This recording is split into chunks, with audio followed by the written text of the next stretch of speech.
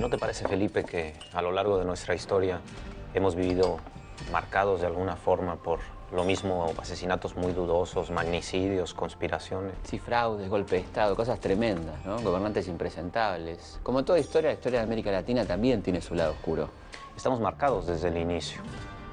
Los españoles traicionaron a los líderes indígenas para robarles sus tierras y sus riquezas. Claro, estoy pensando en Moctezuma, en Atahualpa. Y más adelante familias poderosas que se apoderaron de países, instalando dictaduras patriarcales. Basta pensar en el destino de Haití con Papadoc, en la Dominicana de Trujillo o en los Somoza en Nicaragua. La pregunta sería cómo impactaron estos hechos en América Latina.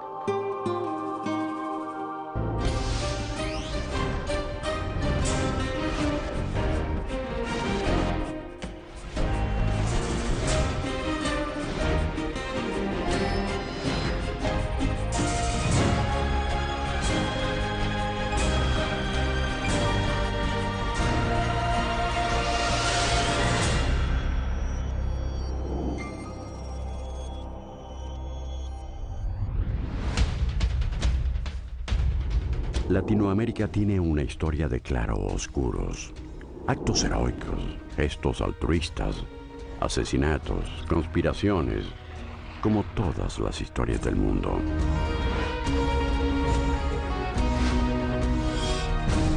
Hace unos años, a pocas cuadras de aquí, moría asesinado Alexander Litvinenko, un ex espía y disidente ruso. 3 semanas antes, había sido envenenado con polonio 210, un veneno radioactivo altamente tóxico para el que no existe el antídoto.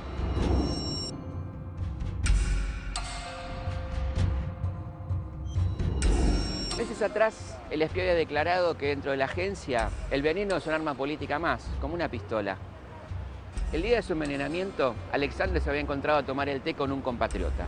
2 años antes de ser envenenado, Litvinenko denunció que en Moscú aún existía un laboratorio de químicos venenosos. Se refería, por supuesto, al laboratorio secreto creado durante los años 30 por Grigori Mairanovsky, el profesor Veneno. Gracias al profesor Veneno y a sus sucesores, decenas de exagentes secretos, políticos, periodistas y escritores de diversas partes del mundo han muerto envenenados durante la Guerra Fría. La Guerra Fría duró 45 años y enfrentó a los Estados Unidos y a la Unión Soviética. La Unión Soviética dominaba la parte este del mundo bajo el control de gobiernos comunistas, mientras Estados Unidos mantenía el control sobre el llamado mundo capitalista, a salvo del peligro rojo. Y a excepción de casos puntuales que elevaron la atención mundial, ambas lograron una coexistencia casi pacífica. Latinoamérica se vio inmersa en este contexto de Guerra Fría, y por supuesto la mayor influencia en Latinoamérica era de parte de los Estados Unidos, que precisamente consideraban a Latinoamérica como parte de su área de influencia e iban a hacer lo imposible para que el otro bloque lograra cualquier tipo de acceso, de influencia en lo que Estados Unidos consideraba su patio trasero, como suele decirse. Generalmente toda América Latina se cuadra, por decirlo así, con la posición de Estados Unidos, con la muy tenue y no siempre muy clara excepción de México. Es decir, hasta 1960, que comienza a romperse esa hegemonía, a romperse esa actitud. Bueno, fundamentalmente en Cuba, ¿no? Digo, comienza a romperse cuando ya nos acercamos al final de la Guerra Fría también. Yo creo que la Guerra Fría fue muy importante para América Latina porque ayudó mucho a la derecha en todos los países de América Latina, porque le ayudó en su campaña contra los corrientes progresistas. Y en realidad en los años, sobre todo los años 60, estaba empezando un gran movimiento del pueblo, progresistas, y obviamente los comunistas locales estaban metidos en eso. Si la función tradicional de los ejércitos era defender sus fronteras de una posible invasión enemiga, a partir de la nueva realidad, a partir de la Guerra Fría y de la Revolución Cubana, en realidad también eran responsables de defender el orden interno. Por eso también se hablaba de fronteras ideológicas. Ya no eran las fronteras territoriales que dividían a un Estado de otro, sino fronteras ideológicas adentro de un Estado. Durante la Guerra Fría, para los Estados Unidos el comunismo estaba dentro del continente americano. Así inició una guerra ideológica en su propio territorio y en los países de Latinoamérica.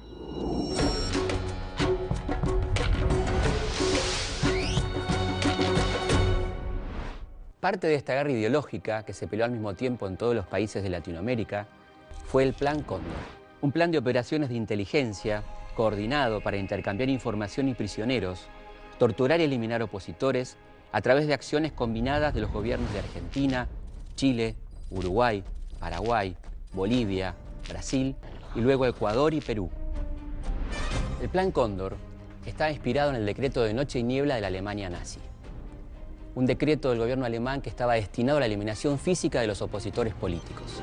Soy una víctima del operativo Cóndor, ¿no? Porque fui detenido en el aeropuerto, en el año 75 estoy hablando, antes del golpe militar en Argentina, en el aeropuerto de Sao Paulo, encapuchado por la DOP, llevado al cuartel, interrogado toda la noche, donde me pasaban los informes de dirigentes sindicales de Venezuela, del Paraguay, de campesinos, del Ecuador. Acá, por ejemplo, en Automotores Orletti, que es el nombre de uno de los tantos centros clandestinos de detención, estaban la mayoría de los extranjeros.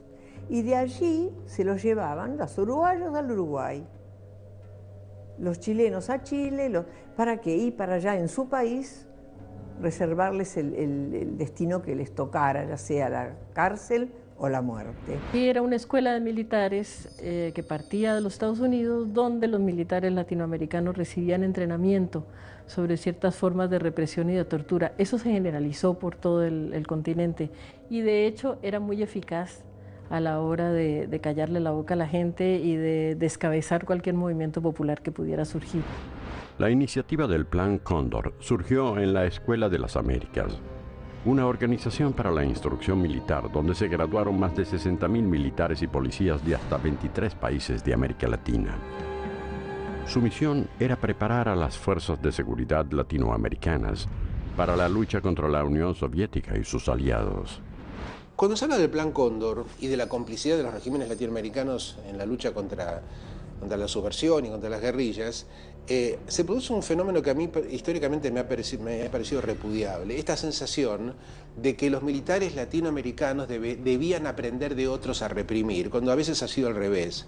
Yo personalmente, por mi experiencia en Estados Unidos y por 45 años de periodismo, creo que si bien es cierto que hubo una Escuela de las Américas, y si bien es cierto que hubo apoyo logístico y que hubo preparación de oficiales y suboficiales en prácticas de guerra contrarrevolucionaria, no es cierto que los militares latinoamericanos hayan sido pasivos aprendices de los malos de la película. Con la doctrina de la Escuela de las Américas, los Estados Unidos decían: el enemigo está dentro de las fronteras. No podía haber frase más profética.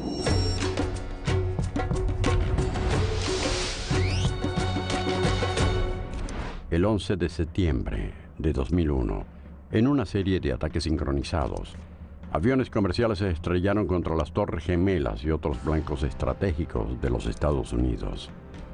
Murieron más de 3.000 personas, como si hubieran ejecutado a más de 36 personas por minuto.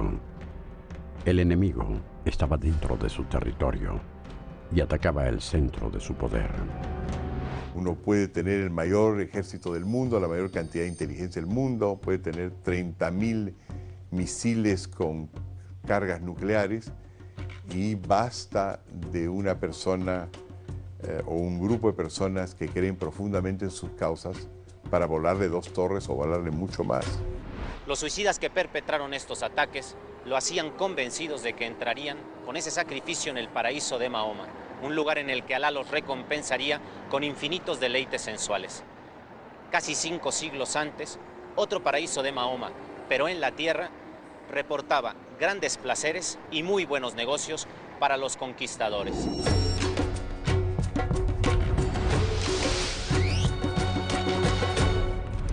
A mediados del siglo XVI, en Paraguay, los españoles buscaban el modo de conquistar a los aborígenes, y la manera que encontraron fue a través de la alianza. Se aliaron con los guaraníes en contra de sus enemigos, y a cambio, ellos les pagaron tributo y los incorporaron a sus familias como líderes y dueños del harén. En 1545, algunos conquistadores tenían 5 o 6 mujeres para sí. Los más poderosos llegaban a tener 70 mujeres en su harén. Cuando llegan los españoles y conocen a las guaraníes, parece ser que les produjeron una impresión particular y de hecho ocuparon el lugar de los jefes tribales, asesinándolos, y se quedaron con estos harenes porque los guaraníes vivían también en un sistema poligámico, de manera que, claro, en nombre de las escrituras y en nombre de esta guerra contra el moro, terminaron viviendo en el noreste argentino de la misma forma que lo hacían los moros en España. Es decir, cada jefe vivía con 40, 50, 60 mujeres. Los europeos recibieron mujeres y alimentos. Las numerosas concubinas y esposas era la forma que tenían de cobrarse el tributo. En el mundo andino prehispánico peruano, concretamente en los incas al final, pero antes también, existe una práctica de intercambio de mujeres. El intercambio de mujeres funciona como una suerte de ampliación de las redes de parentesco. Yo me caso con una mujer de mi nuevo aliado y le doy una mujer para que él se case y nos volvemos parientes, y recién al volvernos parientes podemos iniciar relaciones económicas o políticas de dependencia o no. Una será de dependencia, la otra de dominación. Cuando llegan los españoles, la gente andina les ofrece mujeres en ese sentido, pero los otros lo entienden como, qué bueno, ¿no? Entonces procedamos y se inicia el mestizaje. Yo no sé si hubiera sido distinta la historia, no sé hasta qué punto hubiera sido menos cruel el proceso de conquista, pero uno puede llegar a imaginar que tal vez, si estos españoles hubiesen tenido mujeres a bordo de los barcos, tal vez el componente de violencia con el que se desató la conquista hubiera sido menor. Es una hipótesis. Traiciones, conspiraciones. Desde el comienzo de la conquista, la historia de Latinoamérica también se escribió por su lado oscuro.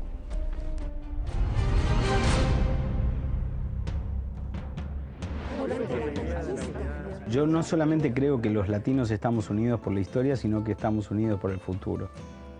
Porque inevitablemente tenemos un destino en común y Latinoamérica se va a convertir en un gran país que tiene diferencias que lo va a hacer cada vez más rico como continente. Diferencias culturales y diferencias de recursos que van a hacer que nosotros podamos ser realmente en el futuro el continente con más posibilidades de crecer y de ayudar.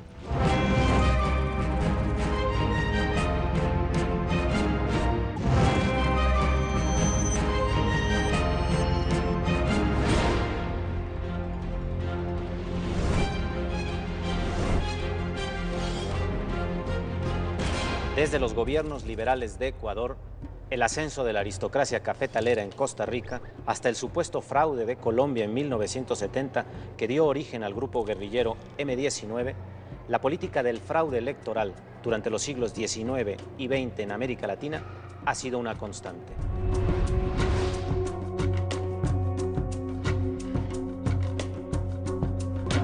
En 1988, los mexicanos tuvimos la elección en la que se cayó el sistema, la crisis política más importante desde la Revolución Mexicana y también uno de los sucesos más vergonzosos de nuestra historia reciente. Es la primera vez en la que el electorado mexicano, en nuestra historia contemporánea, se vuelca para votar, hacer un esfuerzo enorme para votar en contra del PRI. Y aparentemente lo logra, se comete el fraude y ese es uno de los, yo considero que esta es una de las grandes manchas que pesan sobre el sistema electoral mexicano.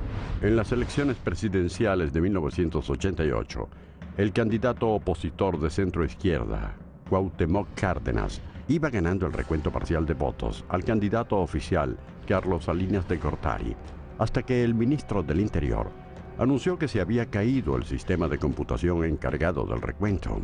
Cuando se restauró, el resultado era otro. Y entonces cuando se levanta el sistema nuevamente, resulta que había ganado Carlos Salinas de Gortari. Y el pueblo mexicano tuvo la convicción de que su voto había sido burlado. Estábamos convencidos de que él iba a ganar y había un movimiento también fuerte alrededor de él. Sin embargo, yo creo que cuando él le cometen el fraude, la gente quería luchar, pero él decide que no lo alienta, no lo promueve. 6 años después, el PRI perdería su primera elección desde 1929. Era el fin de una dinastía.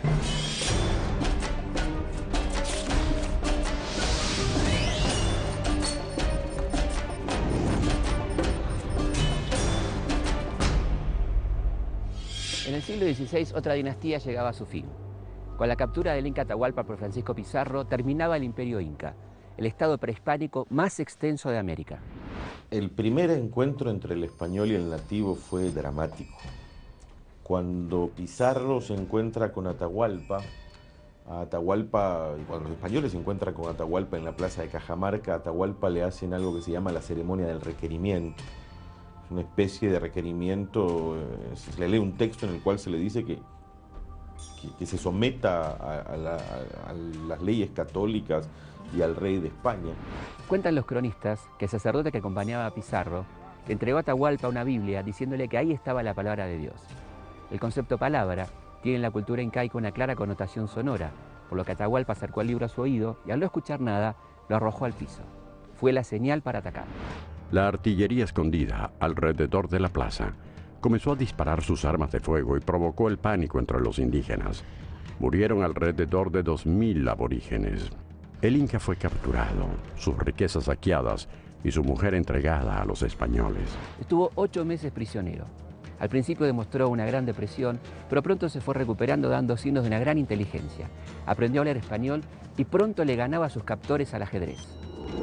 Atahualpa intentó pagar su libertad. Prometió llenar de oro y plata un cuarto completo hasta donde alcanzara su mano extendida. Fue el rescate más alto de la historia. Aquí había culturas muy importantes, civilizaciones importantísimas, que no solo se miden por las pirámides o las grandes construcciones, sino porque fueron capaces de creer, por ejemplo, y de seguir creyendo que la palabra es sagrada, lo que explica algunas de las más tempranas derrotas de los indígenas ante los invasores europeos. Europa había dejado de creer en la palabra hacía mucho. Y entonces cuando, por ejemplo, Pizarro le dice a Atahualpa que si llena 2 habitaciones de plata y una de oro lo va a liberar después de haberlo apresado, Atahualpa le cree. Yo creo que Atahualpa iba a ser ajusticiado de todas maneras, llenara los cuartos de oro y plata o no. El problema era decidir cuándo y de qué manera. Atahualpa no iba a aceptar la dominación española fácilmente, entonces iba a ser una negociación constante. Les era más rentable ajusticiarlo que tenerlo con ellos. Atahualpa cumplió al pie de la letra con su parte. Hizo traer de todos los rincones del imperio joyas que los españoles transformaron en lingotes, acumulando un total de 24 toneladas de oro y plata. Los que no cumplieron fueron sus captores. Lo estrangularon el 26 de julio de 1533, acusándolo de conspirar contra los españoles. Cada año, los cuartos del rescate son visitados por más de 50.000 turistas.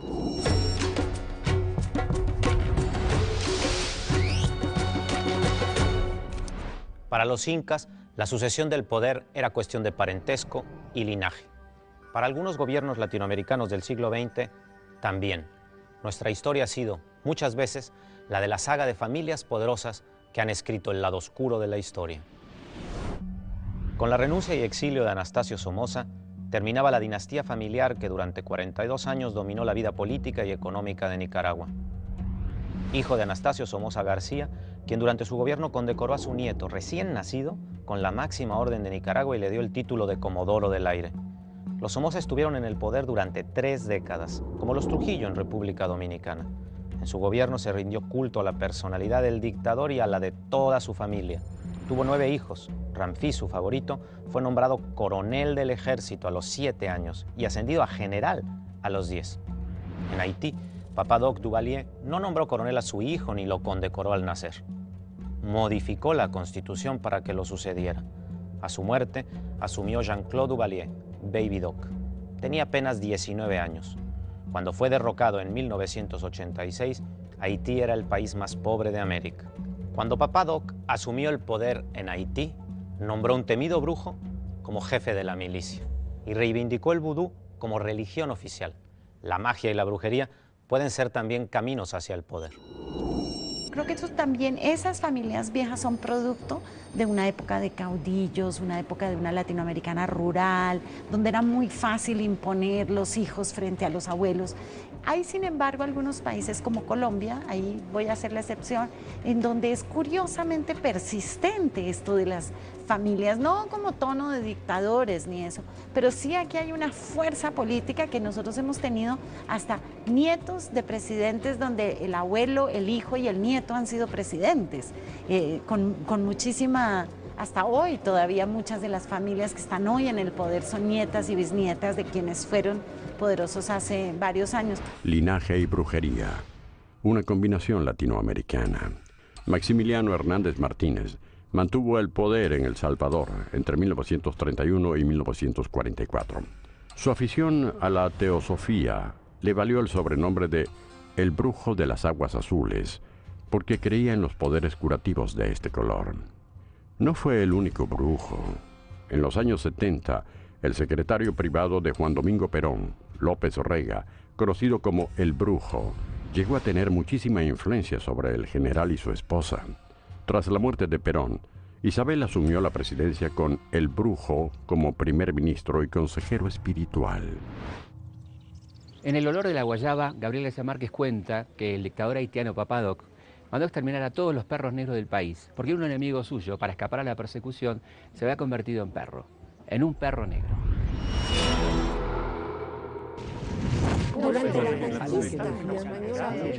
¿Qué pasa si pasa lo que está pasando? Hay fronteras de la educación tiene límites y esos límites están señalados, marcados por las estructuras sociales que te niegan el derecho de ser. Me refiero a ser colectivamente, a ser entre todos, no a ser poquitos para humillar a los demás, sino a ser entre todos, a ser juntos, a construir juntos, a crear juntos, a soñar juntos y a divertirnos juntos. Porque en definitiva esto de que la tierra es un valle de lágrimas, bueno, ya va hora de que deje de serlo.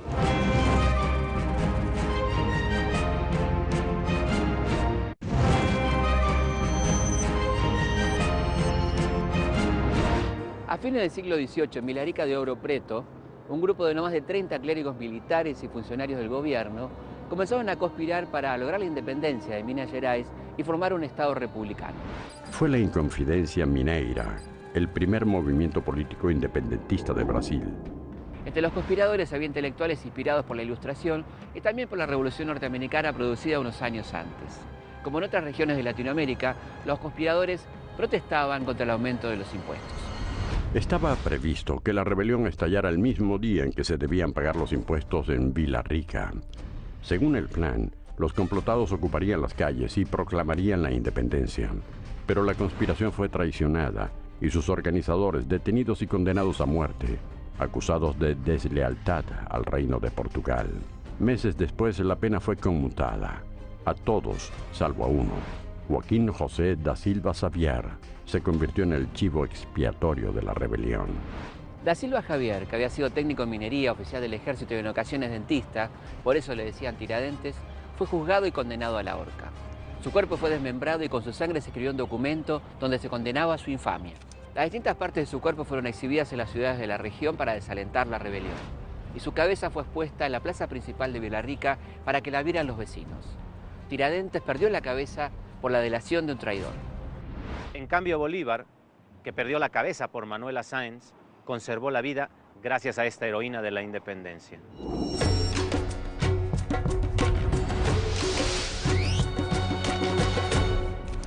Se llama La Noche Septembrina. Fue un intento de asesinar a Bolívar cuando se encontraba en el Palacio de San Carlos. Para 1828, la presidencia de Simón Bolívar estaba sospechada de tiranía. un grupo de conspiradores puso en marcha el plan para derrocarlo.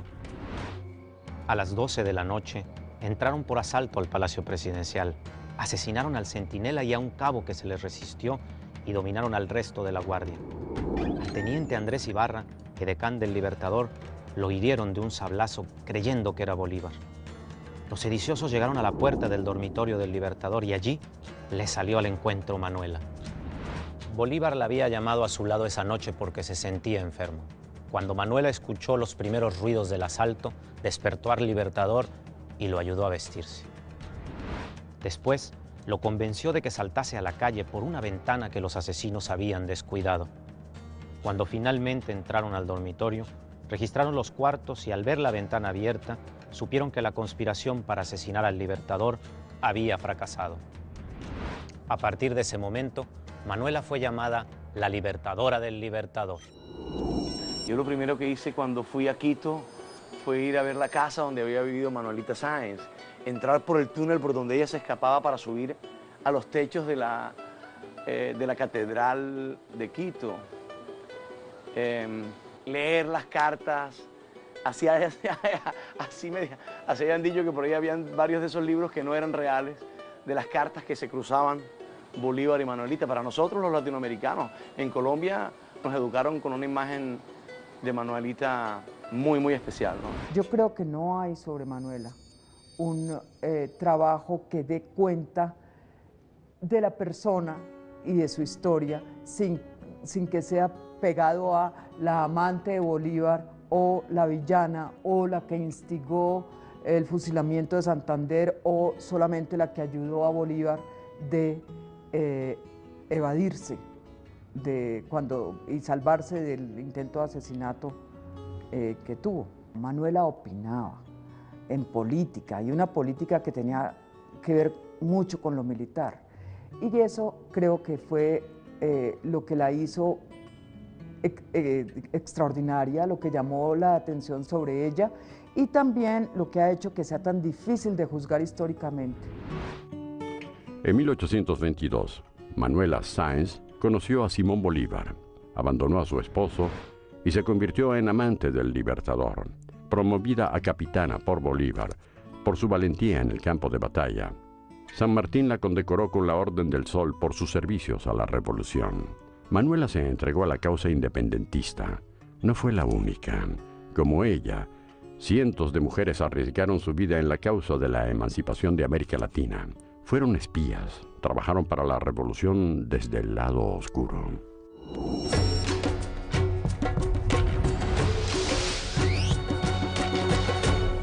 La historia oficial, la que siempre se nos contó, la que siempre se nos enseñó, le da a la mujer un papel muy pasivo, ¿no? De bordar banderas, donar alhajas, prestar su piano porque alguien toque un himno, sobre todo esperar pacientemente a sus maridos próceres.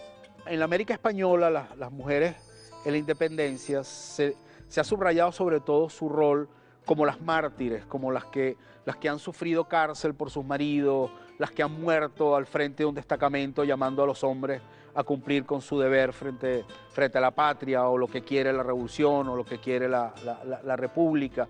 Y cómo no, sin duda es un rol muy, muy importante. Pero yo estoy seguro de que hay una acción cotidiana, de que hay un activismo político permanente de todos los días que fue fundamental. Es decir, las revoluciones no se construyen solamente en el gran acto heroico, que es importantísimo, sino en ese día a día de las revoluciones. Y la mujer como parte de la sociedad, estoy seguro, estuvo muy presente en todo eso, ¿no? Y eso tiene que haber sido así desde Caracas hasta Buenos Aires, ¿no? Las mujeres en la Guerra de la Independencia tuvieron en general los roles que eran la extensión de sus mismas actividades, o sea, costureras, coser muchos uniformes, banderas, bordar, la comida, vivanderas, llevar los víveres, acompañar a veces en la retaguardia cuando se los permitían a sus hombres, sus hijos, sus maridos, sus amantes, sus hermanos. Yo creo que existía en la colonia todo un mundo, si tú quieres, clandestino, más allá de los rigores de las normas y de las leyes, que hacía que la vida de las mujeres no fuera tan asfixiante como probablemente los hombres y las leyes querían que fueran en aquel momento. En nuestro continente, como en España, el que hace la ley hace la trampa.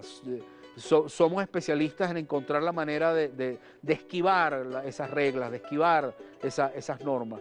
Y muchas mujeres se daban a la tarea de aprender a leer y escribir, de acceder a libros que se consideraban prohibidos.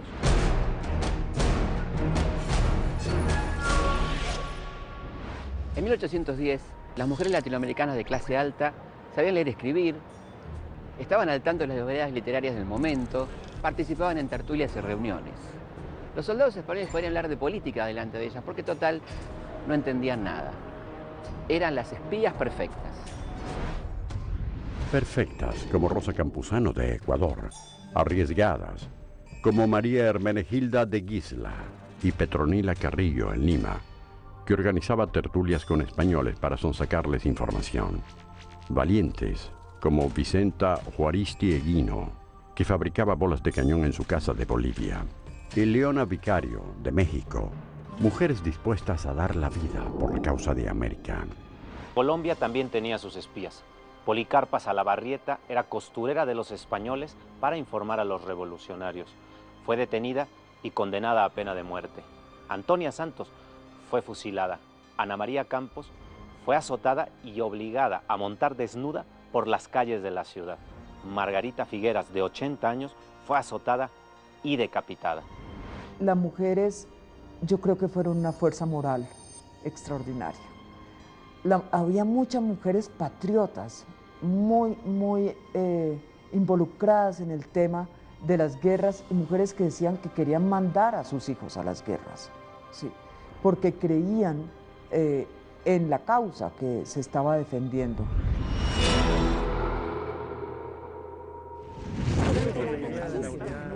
Si los libertadores regresaran hoy, pudieran despertarse de su sueño, yo creo que estarían relativamente satisfechos de ver que ya no hay guerras civiles interamericanas, que hay un desarrollo económico, que hay un proyecto de integración múltiple y cada vez más avanzado, que hay toda una serie de iniciativas que muestran que en América Latina se inventa hoy soluciones para el mundo entero, que América Latina cuenta en, digamos, el concierto internacional.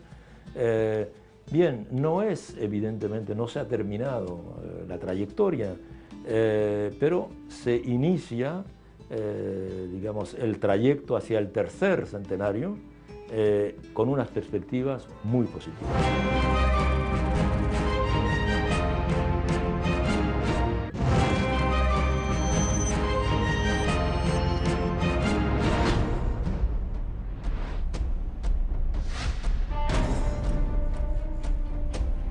El día en el que el hemisferio sur comenzaba la primavera, en Washington, una bomba activada por control remoto y colocada debajo de su automóvil terminaba con la vida de Orlando Letelier, exfuncionario de Salvador Allende.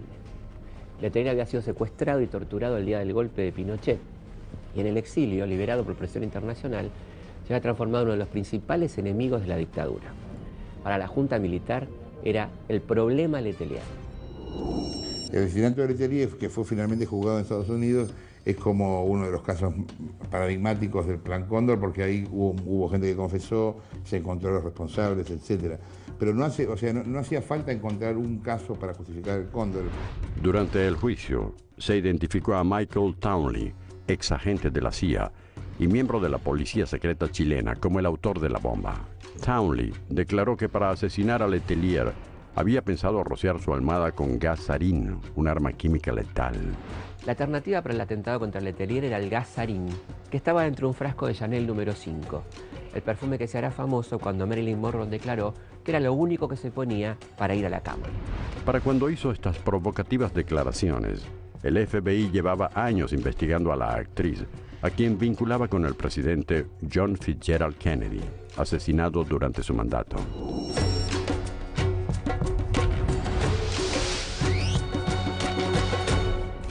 La muerte de Kennedy es una de las conspiraciones más intrincadas de la historia contemporánea. Obra de Lee Harvey Oswald, un asesino solitario que murió días después de ser detenido. El atentado contra la vida del presidente dio lugar a cientos de especulaciones. Pienso que detrás del loco suelto había un cuerdo que sabía bien a dónde apuntaba, ¿no? Con Kennedy murió una oportunidad para América Latina. Él era el motor de la Alianza para el Progreso, un programa de ayuda económica y social para América Latina. Yo tenía una gran admiración por el presidente norteamericano porque él instaló en América Latina la idea de una suerte de cambio en las relaciones que permitieran que la fuerza de los Estados Unidos, sobre todo las fuerzas económicas, ayudaran al progreso de América Latina. Tras el fracaso de la Alianza para el Progreso, se produjeron en América Latina una serie de golpes de Estado. Para finales de 1968 había dictaduras en Argentina, Brasil, Perú y Paraguay, así como toda América Central. Bolivia y Ecuador se hallaban en manos de militares y México en una versión especialmente autoritaria del PRI. Para América Latina, el modelo económico que derivaría en una democracia consolidada había fracasado. Se imponía una línea más dura. No era la primera vez.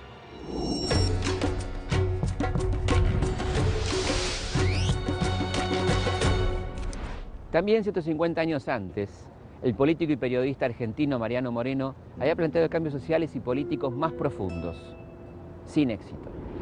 En el primer gobierno del Río de la Plata, el secretario de la primera junta, Mariano Moreno, representaba a los sectores más revolucionarios que querían modificar la economía y la sociedad heredadas del virreinato. Cornelio Saavedra, el presidente, representaba en cambio a los sectores más tradicionales. Habría un nuevo gobierno, pero la situación social y económica se mantendría sin cambios. Moreno estaba inducido por las ideas europeístas. Él era, en el fondo, estaba insuflado por las ideas de la Revolución Francesa, ¿no es cierto?, por las ideas de la enciclopedia, Rousseau y demás, mientras Saavedra era un producto absolutamente nacional, con un gran predicamento entre los sectores populares. Por entonces, el gobierno necesitaba armas y decidió traerlas desde Inglaterra. Para eso, la primera junta encomendó a Moreno viajar. De esa forma, lo retiraban de la escena y zanjaba, por ausencia de uno de los actores, las diferencias entre ellos. Mariano Moreno falleció en alta mar la madrugada del 4 de marzo de 1811, en circunstancias que hasta hoy no han sido aclaradas. La eliminación física de Moreno, según todos los testimonios de la época que permiten una cierta reconstrucción, es que embarcado en un navío inglés, Moreno se sintió enfermo y le fueron aplicando un medicamento, al parecer, o el no indicado, o en una dosis que superaba toda posibilidad de cura y que por el contrario se convertía en un arma letal. El testimonio más cercano es el de Manuel Moreno, el hermano de Mariano, de algún modo no solo compañero de viaje y de la misión diplomática, sino testigo de esta agonía que al parecer derivó de las aplicaciones de este supuesto medicamento dispuesta por el capitán del barco. Yo no creo que Saavedra ya estaba a cargo del asesinato de ninguna manera, porque los españoles tenían razones para asesinarlo, porque era un revolucionario muy importante que estaba arrebatándole una de las colonias más significativas del Imperio Español. Y los ingleses también tenían motivo para asesinarlo. Recordemos que el barco era inglés y el capitán era inglés, un capitán misterioso, del cual nunca se supo más nada. 15 días después de la partida de Moreno, el gobierno porteño firmó un contrato con un tal Mr. Curtis, asignándole la misma misión. La hipótesis del envenenamiento sugiere que a Moreno se le dio una dosis excesiva de antimonio tartarizado. Algo mucho menos complejo que el polonio 210 que le dieron al ruso Litvenko, pero igualmente letal. Antes de morir, el ex agente de la KGB había declarado que decenas de personas de todo el mundo murieron envenenadas durante la Guerra Fría, en la que los Estados Unidos, para frenar al comunismo, organizó la Escuela de las Américas, de donde surgió el Plan Cóndor, para eliminar opositores a los gobiernos de Latinoamérica, porque creían que el enemigo estaba dentro de las fronteras, como sucedió el 11 de septiembre de 2001, y los terroristas esperaban su recompensa en el paraíso de Mahoma, como el de los españoles, con los guaraníes, con quienes se aliaron para tener el poder, aunque siglos más tarde al poder se accedía por fraude, como el de 1988 en México, cuando se cayó el sistema y con el desprestigio del PRI terminó una dinastía. Y otra llegó a su fin con la captura del Inca Atahualpa, quien pagó el rescate más alto de la historia, pero de todos modos lo mataron. Y así terminó la sucesión familiar parecida a la de los gobiernos de Somoza en Nicaragua, Trujillo en República Dominicana y Papa Doc en Haití, quien alentaba la creencia del vudú que también está en Brasil, donde Tiradentes terminó en la horca porque la conspiración falló, igual que la que intentó matar a Bolívar, quien se salvó gracias a Manuela Sáenz, que fue espía durante la Guerra de la Independencia. Y también era espía, pero para la CIA, el asesino de Orlando Letelier, a quien pensaban asesinar con el gas sarín contenido en un frasco de Chanel número 5, el perfume que usaba Marilyn Monroe, a quien se la vinculaba con John Fitzgerald Kennedy, con cuya muerte fracasó la Alianza para el Progreso. Y entonces se impuso una línea más dura, igual que 150 años antes con Mariano Moreno, quien había propuesto cambios profundos, pero falleció en alta mar, tal vez envenenado con una dosis excesiva de antimonio o con arsénico. Algo muchísimo menos sofisticado que el que le dieron al ruso Litvinenko en Londres, pero igualmente letal. Creo que estaríamos de acuerdo en pensar que con memoria, sin olvidarnos de todo lo que nos pasó, ¿no? Y a pesar de todas estas cosas, con esta memoria que vale la pena tener, la historia sigue avanzando. De cualquier forma, de cara al Bicentenario, sería interesante reflexionar sobre nuestras responsabilidades compartidas. Sí, es importante ver los niveles de responsabilidad. No es lo mismo la responsabilidad de los pueblos que la de los principales culpables de esta situación, ¿no? Claro, es que además solo así tiene sentido revisar la historia, pensar en su carácter preventivo, no repetir los mismos errores. Creo que el acto de patriotismo esencial es anteponer lo colectivo, incluso lo latinoamericano, a los intereses individuales.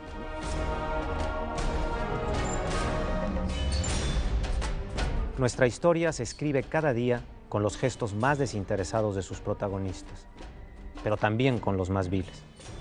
Somos un continente de claroscuros y así avanzamos entre luces y sombras, inexorablemente unidos por la historia.